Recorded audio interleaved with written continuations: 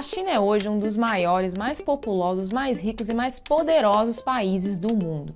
No intervalo de 70 anos, saiu de uma condição agrária, politicamente dividida e economicamente atrasada, marcada por guerras e revoluções, para se firmar como uma das grandes potências globais.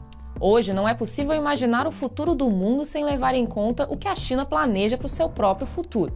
E para entender o que está por vir, é preciso entender primeiro de onde veio todo esse poder chinês e como esse gigante se move no panorama atual.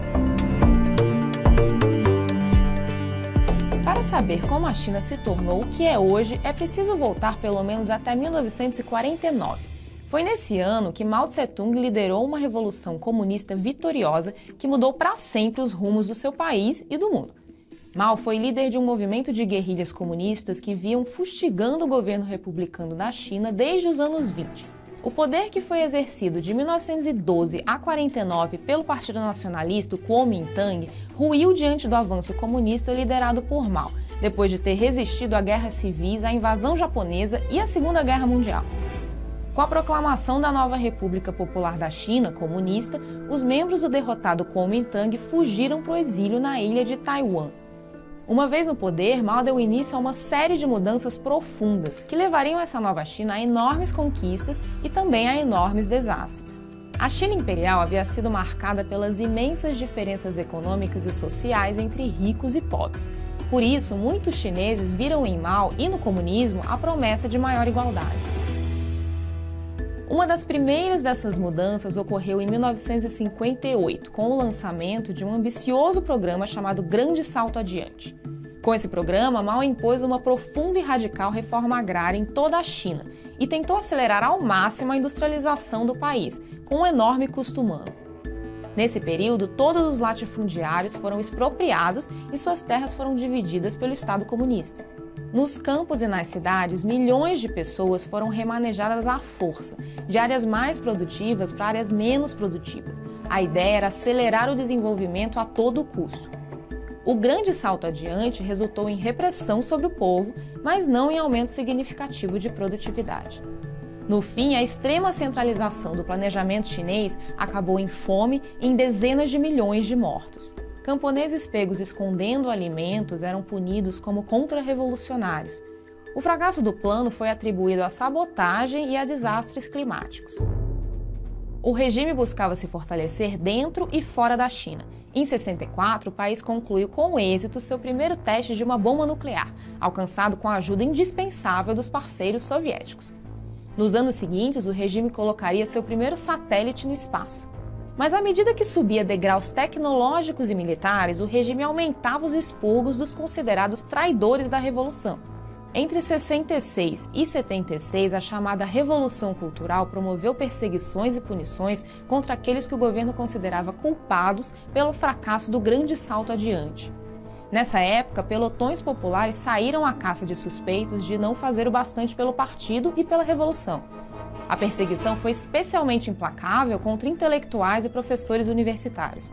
A exigência de uniformidade, coesão e compromisso era embalada pelos resultados positivos que a China começou a alcançar a partir dos anos 60. A taxa de mortalidade despencou. A expectativa de vida, que em 1960 era de apenas 43 anos, passou a ser de 66 anos em 1978 e de 76 anos em 2016. Se em 1982 o percentual de chineses alfabetizados era de cerca de 65%, esse índice chegou a mais de 95% em 2010. Como em outros países comunistas da mesma época, a supressão de liberdades, as prisões políticas e a perseguição de dissidentes eram o preço imposto pelo partido em troca da melhoria dos indicadores sociais. Mas nem mesmo o bloco comunista era coeso. Apesar das semelhanças na centralização econômica e na aproximação geopolítica, as diferenças entre China e União Soviética sempre existiram. Já nos anos 50, a China não queria ser tratada como mais um satélite soviético, que tinha feito sua revolução comunista bem antes, em 1917. Além disso, Pequim e Moscou divergiam sobre limites territoriais. Por fim, a China não recebeu o apoio esperado dos soviéticos quando moveu tropas à Península da Coreia, numa guerra de alto custo que teve a participação do lado contrário dos Estados Unidos.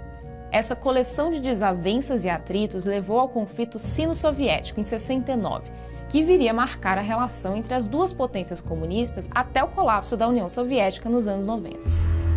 A grande figura fundadora do Partido Comunista Chinês, Mao Tse-tung, morreu em 1976. 2 anos depois, em 78, Deng Xiaoping assumiu como secretário-geral do partido, dando início a uma série de reformas para a abertura do partido e do país.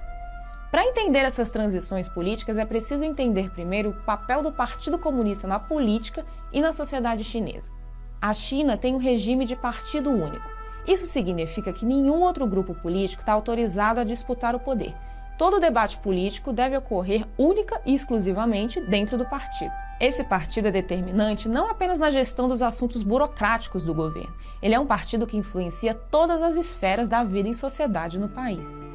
Hoje, de uma população de 1.386 milhões de pessoas, 88 milhões de chineses fazem parte do Partido Comunista. Essa estrutura onipresente recruta jovens que participarão da gestão do Estado. Esses jovens ascendem na carreira da mesma forma que um soldado ascende na hierarquia militar ou um estagiário numa empresa privada. No topo da estrutura partidária está, teoricamente, o Congresso Nacional do Povo, formado por quase 3 mil membros. As decisões, no entanto, são tomadas por instâncias bem mais exclusivas. A primeira delas é o Comitê Central do Partido Comunista, formado por 350 membros. Num círculo mais fechado está o Politburo, formado por 25 membros. Por fim, estão os 7 membros do Comitê Permanente do Politburo. O secretário-geral do Partido Comunista, cargo que foi ocupado por Mao e por Deng, entre outros, é a figura mais importante da China. O secretário-geral do partido exerce as funções de presidente. Essa estrutura complexa e altamente burocratizada foi capaz de se adaptar a todas as transformações pelas quais a China passou desde 1949. Assim, quando Deng Xiaoping foi aclamado secretário-geral em 78, teve início um período de aceleradas transformações políticas e econômicas. A principal mudança introduzida por ele foi a de migrar a economia chinesa de um modelo de planificação centralizada para o que muitos passaram a chamar de socialismo de mercado, ou como os próprios chineses preferiram chamar, socialismo com características chinesas, algo muito peculiar. Nesse modelo, o Estado continua tendo grande controle sobre a economia, em relação às metas de longo prazo e à visão estratégica. É ele quem decide onde e como investir, onde e como produzir. Porém, o Estado admite que certos setores da economia sejam explorados por entes privados. Esse processo de abertura relativa marca os anos 80 e 90 na China. O produto interno bruto do país, que tinha crescido pouco mais de 5,1% em 1981, cresceu 15,1% em 1984. Novamente, a melhora dos indicadores foi obtida por meio de um alto custo para a população. Para aumentar a produtividade, a China violou direitos trabalhistas, a propriedade intelectual, o meio ambiente e direitos humanos. Em 89, milhares de chineses, a maioria estudantes, realizaram uma série de protestos por todo o país, especialmente na capital, Pequim. Apesar de toda a repressão, eles saíram às ruas para pedir democracia. O regime vinha se abrindo, mas os estudantes descobriram que nem tanto. Militares e tanques de guerra foram enviados para reprimir as manifestações. Uma imagem particular correu o mundo e se tornou símbolo do movimento, a de uma pessoa não identificada enfrentando uma coluna de tanques na Praça da Paz Celestial. As estatísticas sobre o número de mortos nesse episódio variam entre centenas e milhares. O caráter fechado do regime torna impossível saber o saldo do que ficou conhecido como o Massacre da Praça da Paz Celestial. O início dos anos 90 foram de aprofundamento das reformas econômicas e de manutenção do crescimento, com baixa inflação. Em 92, o produto interno bruto chinês cresceu 14,2%. No fim desse período, já em 2001, o país passou a fazer parte da OMC, a Organização Mundial do Comércio. Em 2008, o país sediou os Jogos Olímpicos, recebendo em Pequim quase 12 mil atletas de mais de 200 países e transmitindo a todo o mundo suas gigantescas obras de infraestrutura e capacidade de organização. Mas no final dos anos 2000, a economia passou por uma mudança em sua trajetória de alta. No fim de 2008, começou a esfriar a demanda internacional por produtos chineses, e o ritmo de crescimento cai de 14,2% ao ano em 2007 para 9,7% em 2008, uma desaceleração considerável. A partir de 2010, o PIB chinês começou a crescer a taxas cada vez mais baixas, ficando abaixo do patamar dos 10% a partir de então. Paralelamente, o governo passou a estimular o mercado interno, melhorou salários e buscou dar mais poder de compra aos trabalhadores do país.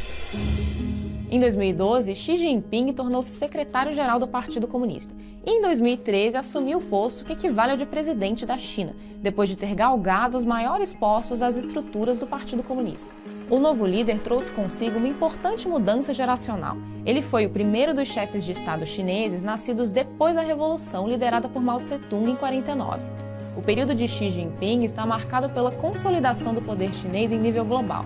A China retomou antigas reivindicações territoriais no Sudeste Asiático. Ele também criou um ambicioso programa chamado Nova Rota da Seda, ou Belt and Road, como o projeto é apresentado ao mundo em inglês, com o qual pretende ligar o mundo por meio de novos portos, aeroportos e estradas construídas pela China ou em parceria com empresas chinesas. O país avançou sobre novos mercados não apenas na Ásia e na África, mas também na América Latina, mexendo com interesses diretos americanos e de outros atores da região. A rivalidade com os Estados Unidos se tornou ainda mais aguda a partir da eleição de Donald Trump como presidente dos Estados Unidos em 2016. As projeções indicam que a China pode passar os Estados Unidos como primeira economia do mundo até 2050. Toda essa rivalidade aberta entre Pequim e Washington fez com que Trump abrisse uma guerra comercial contra os chineses. O presidente americano começou a impor paulatinamente taxações sobre a importação de produtos chineses. A guerra comercial também esbarra em interesses militares. Trump proibiu que uma gigante chinesa das telecomunicações entrasse no mercado americano. É esse crescente protagonismo da China na economia e na política que deve pautar os rumos do mundo globalizado nos próximos anos. Ao ocupar cada vez mais espaço, a China também provoca cada vez mais reações. A mudança na ordem mundial, hoje dominada pela preponderância dos interesses americanos, trará consigo um rearranjo de forças, com consequências para todos os envolvidos. E é nesse rearranjo que os chineses buscam exercer o papel expansivo e poderoso que o país já teve muitas vezes ao longo de sua história milenar, e cujo impulso mais recente teve início com a Revolução de 49. Gostou da explicação? Então dê um like no vídeo e inscreva-se no nosso canal. Nós temos uma série de vídeos que explicam a situação de países como a Venezuela, Israel, Rússia e outros. Confere lá e não deixe de acessar o site do Nexo Jornal.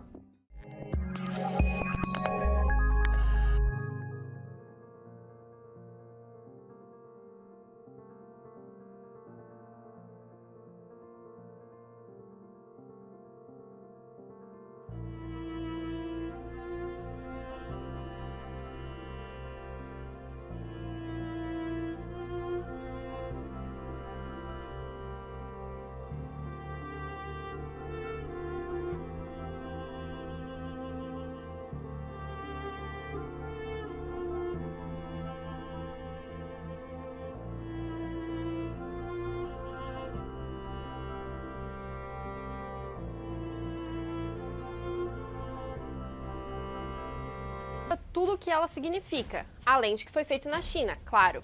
O Made in China virou um dos protagonistas de uma guerra. Eu sei que quando a gente fala em guerra, já imaginamos várias armas, tropas armadas e militares, mas essa envolve basicamente preços. Você já deve ter ouvido falar na guerra comercial entre os Estados Unidos e a China. Talvez você não entenda muito bem o que significa, mas é o que o Examinando de hoje vai te mostrar. Vamos explicar o que é essa guerra sem armas entre as duas potências e como ela pode afetar o mundo todo.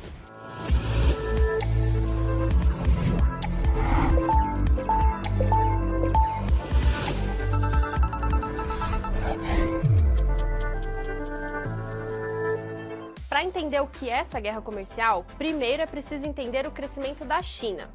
A partir dos anos 70, a China começou a passar por uma reforma que durou décadas. Ela tinha o objetivo de aumentar em várias vezes o PIB e de investir em infraestrutura e em educação. Essa foi a chave para o crescimento da China. Nesses anos, o país asiático passou a atrair indústrias do mundo inteiro. Mas por quê? Os motivos são simples de entender. Pensa que lá é um país com 1,4 bilhão de pessoas. Se você dividir o mundo em 7 partes, uma inteira é só a China. Ou seja, tem muita mão de obra. E essa mão de obra é mais barata do que em outros lugares do mundo. Além disso, ainda tem as questões ambientais. As empresas não precisam pagar tantos impostos ou investir em cuidados com o meio ambiente, porque isso não é exigido pelas regras chinesas. Ou seja, era barato produzir na China. E isso fez com que várias empresas levassem suas fábricas para lá. Foi aí que o Made in China foi popularizado. Mas no início, existia uma ideia de que as coisas que eram feitas lá eram mais baratas sim, mas também tinham uma qualidade inferior. Se não era tão bom, não tinha com o que se preocupar, certo? Errado! Acontece que os chineses trocaram essa ideia de copiar e investiram no desenvolvimento das indústrias. Eles continuaram com uma mão de obra abundante e muito barata, mas que começou também a se profissionalizar, a estudar e a se modernizar. O resultado foi que o país asiático conseguiu criar cidades com um altíssimo grau de tecnologia. E foi aí que o produto que era barato, mas sem tanta qualidade, começou a ficar bom e a preocupar as grandes economias. O estopim para a guerra comercial foi em 2018. Nesse ano, os Estados Unidos venderam um total de 120 bilhões de dólares para a China. Muito, né? Mas essa impressão muda quando vemos que do outro lado a China vendeu nada menos do que 530 bilhões. Ou seja, a China lucrou 420 bilhões na relação comercial com os Estados Unidos. Foi então que Donald Trump, que era candidato à presidência nessa época, começou um discurso agressivo contra a China e passou a defender durante as eleições a política do America First, ou América Primeiro. A ideia era adotar o protecionismo. Ou seja, você toma decisões políticas e econômicas que vão proteger e fortalecer os seus próprios produtos, e não os que vêm de fora. Trump prometeu taxar em 45% os produtos chineses. Mas o que isso significa? Significa que se um produto chinês chegar nos Estados Unidos custando X, ele vai ser vendido para os americanos por X mais essa taxa colocada pelo governo. Quando Trump ganhou as eleições, ele não demorou para colocar a promessa em prática. Em setembro de 2018, o republicano aumentou tarifas. No total, foram mais de 1.000 itens chineses afetados. A China não deixou por isso e devolveu as taxações. E esse conflito continuou dos dois lados. Em um outro momento, o Banco Central chinês anunciou a desvalorização da moeda deles. Assim, os produtos chineses ficaram mais baratos, fazendo com que os americanos ficassem mais caros. Essa guerra segue até hoje com algumas tentativas de acordo. No começo desse ano, os dois países assinaram a primeira fase de um acordo comercial, que teoricamente resolveria toda essa guerra. O ponto central desse acordo é que a China deve comprar 220 bilhões de dólares em produtos americanos. A ideia é equilibrar as compras e vendas entre os países, para não acontecer como aconteceu lá em 2018, quando a China lucrou muito sobre os Estados Unidos. Mas isso não acaba com a guerra. As tarifas dos Estados Unidos sobre os produtos chineses vão continuar até que as outras fases desse acordo sejam fechadas. E todo esse processo foi interrompido por causa da pandemia que o mundo vive. Mas qual é o grande problema disso e como essa questão afeta o mundo, afinal? Imagina que todos os países comecem a defender seus próprios produtos com unhas e dentes. Cada população de cada lugar vai começar a comprar apenas produtos da própria nação. Isso faz com que o comércio entre os países diminua. No fim, fica mais caro para todo mundo. O consumo diminui e derruba os mercados financeiros do mundo. E você pode estar pensando, mas são apenas dois países nesse caso. Você está certo, são. Mas a questão é que são os dois países com as maiores economias do mundo. O poder de influência deles sobre os mercados financeiros e os sistemas econômicos de centenas de outras nações é enorme. E é por isso que a guerra comercial entre Estados Unidos e China, no fim, importa para todo mundo. Agora, como o Brasil fica nisso tudo? A guerra comercial entre as grandes potências pode representar tanto oportunidades quanto riscos para o Brasil. Entre as oportunidades está a exportação de alimentos. A China comprava muitas coisas agrícolas dos Estados Unidos. Se os asiáticos colocaram tarifas e encareceram os produtos americanos, essa pode ser uma oportunidade para um novo vendedor. E é aí que entra o Brasil, que também está entre os maiores exportadores agrícolas do mundo. Mas ainda tem os riscos. Um deles é a perda de investimentos. Imagina que empresas brasileiras aumentem a produção, contratem funcionários, comprem matéria-prima para exportar para a China. Mas aí os chineses e os americanos fecham um acordo e retiram as tarifas sobre os produtos. Nesse caso, o prejuízo para a empresa brasileira pode ser grande. E ainda tem uma grande questão. Adivinha quais são os dois principais parceiros comerciais do Brasil? Os Estados Unidos e a China. Nenhuma das duas nações exigiu ainda que o Brasil se posicione de algum lado dessa guerra. Mas se isso ocorrer, como fica? Esse foi mais um Examinando. Se vocês gostaram, compartilhe o vídeo, ative as notificações e segue a Exame nas redes sociais para receber todo o nosso conteúdo.